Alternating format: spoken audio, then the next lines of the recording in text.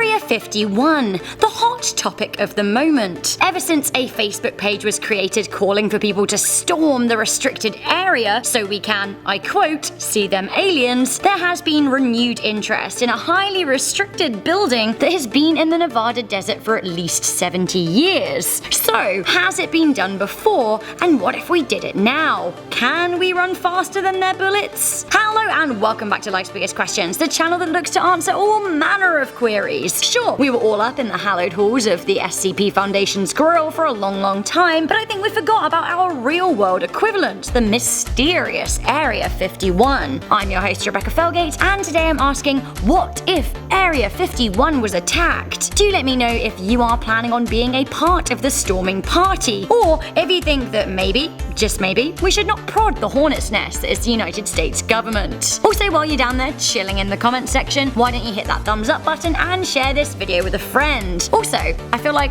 side question, what do you think we'd even find if we did storm it anyway? I want to see some alien emojis. Do stick around to the end of the video, I'm going to be reading comments from subscribers. Also, if you want to do any further reading on the topic, we have put all of our source links in the description box, where you can also find links to all of the people that went into making this video. Okay, so, some context to this question. In July 2019, 3 Facebook users created an event called Storm Area 51, They Can't Stop Us All. The event is scheduled for Friday, September 20th at 3 AM Pacific Standard Time. The description reads, "We will all meet up at the Area 51 Alien Center tourist attraction and coordinate our entry. If we Naruto run, we can move faster than their bullets. Let's see them aliens." Let's see them indeed. The event, as of the time of recording this video, has 1.3 million people set to attend, with a further million interested. The event now also has a website attached, stormarea51.us. The site has official merch and is telling us to stay tuned for a special announcement. I wonder what it could be. The ingenious tagline is, once again, let's see them aliens, and shall we? Beyond that, the whole social coup has gained so much attention and traction that now Lil Nas X has said that he will perform for free at the storming party, so I guess it seems like it's on. And will he be taking the mob down the Old Town Road with his battle cries? I guess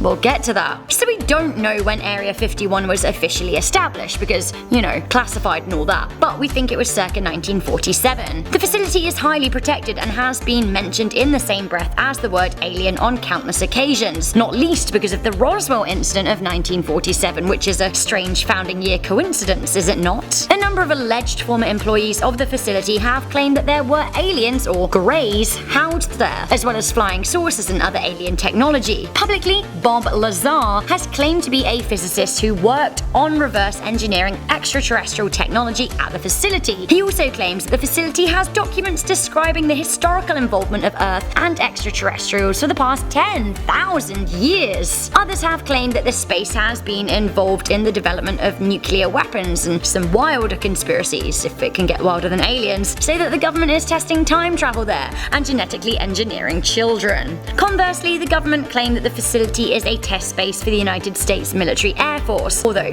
they don't go into detail. In fact, the United States government has only acknowledged the existence of the facility for 6 years. Prior to that, they denied it. Either way, they clearly do not want people in the space for reasons unknown. An Air Force spokesperson has responded to the current situation by saying, "The United States Air Force is aware of the Facebook event encouraging people to storm Area 51. The Nevada Test and Training Range provides flexible, realistic, and multi-dimensional battle space to test and develop tactics, as well as conduct advanced training in support of the United States' national interests. Any attempt to illegally access the area is highly discouraged." Ho ho ho. Highly discouraged. I feel like that's probably the understatement of the decade. A quick Google of Area 51 will show you some serious signposts with some serious warnings, like warning, photography of this area is prohibited. Warning, this is a military institution. Warning, deadly force authorized. Section 1382 of Title 18 of the United States Criminal Justice Law forbids trespassing on military and naval bases. In fact, punishment is enforceable even if a person simply intends to trespass. So, you know, the people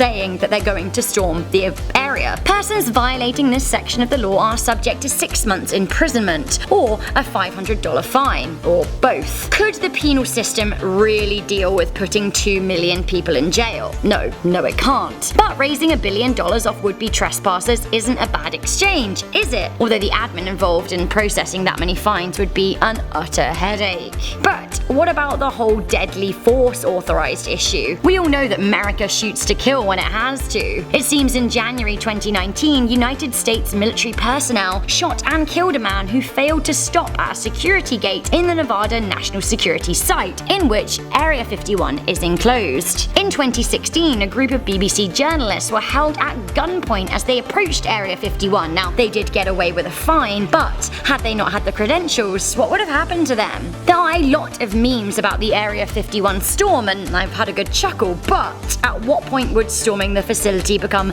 very, very unfunny? If the September 20th storm went ahead, then I imagine police and military personnel would have the foresight to try and stop the people traveling to the area. The tourist center, for example, would be on lockdown, and the roads surrounding the facility would be heavily guarded. If the military doesn't want you to see something and it knows that you're coming, it's going to stop you. But can it stop 2 million people? If everyone turned up who said they're attending or is interested, could the United States actually halt the storm? Well, the answer is, as the most powerful military force in the world, sure, it could stop people, but what would that actually entail? Would the United States shoot down its own civilians? Would it bomb them? Would it use chemicals to keep the crowd away? And what implications would that have on the longevity of the country and the support for the government? And also, didn't Elon Musk, one of the richest people in the scientific world, didn't he tweet saying he'd provide flamethrowers to those people storming the facility? Like, is this legitimately going to turn into a civil war? If Area 51 was attacked by an external source, like say in an act of terrorism or another country or something along those lines, the military wouldn't think twice about opening fire and protecting their assets and then using full force of punishment and retaliation. But does this apply to its citizens? Does not 2 million people, whether in jest or not, banding together to say that they want answers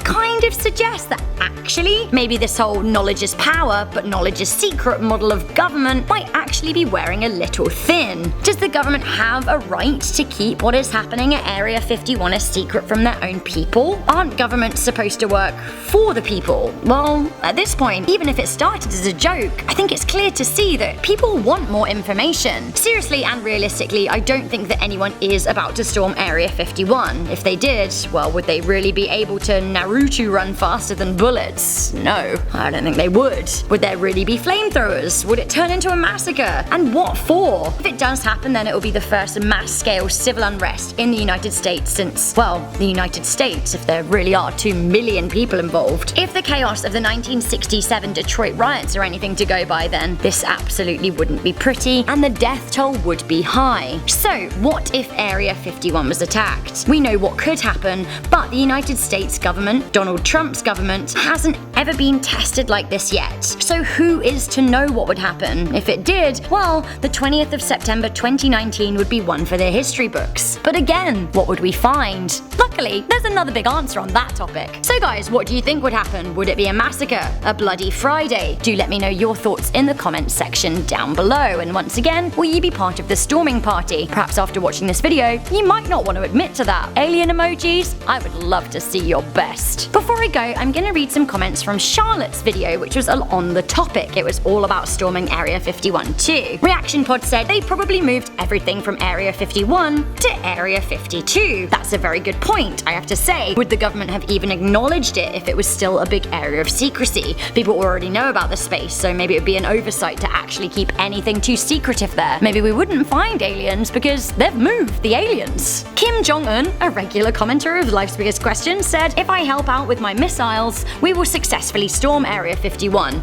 Now this was a big hitter of a comment with 584 of you liking it, although in reality if any other country did get involved, there would be hell to pay. Daniel Cazares said The Simpsons aired an episode where the plot is that the world ends on September 23rd, and this is happening on the 20th. Really? Did they? We've done loads of videos about how The Simpsons predicted the future on Most Amazing Top 10, and like, I have to say, that worries me. Mr. Friendship just swooped in there to remind us one of the best lines of any book ever. They said, "In the beginning, the universe was created." This has made a lot of people very angry and has been widely regarded as a bad move. A quote from Hitchhiker's Guide to the Galaxy. To be honest, that just about sums it up, doesn't it? So on that note, once again, I ask you to like this video if you like our content and share it with a friend. Why don't you click on that big big, beautiful notification bell, and I promise we'll be the first to let you know if this actually does go down and what actually is inside Area 51. For now though, I'm your host Rebecca Felgate. I hope I'll catch you in the next video, but until then, please do stay curious, stay alert, perhaps wear a bulletproof vest, and never ever stop questioning.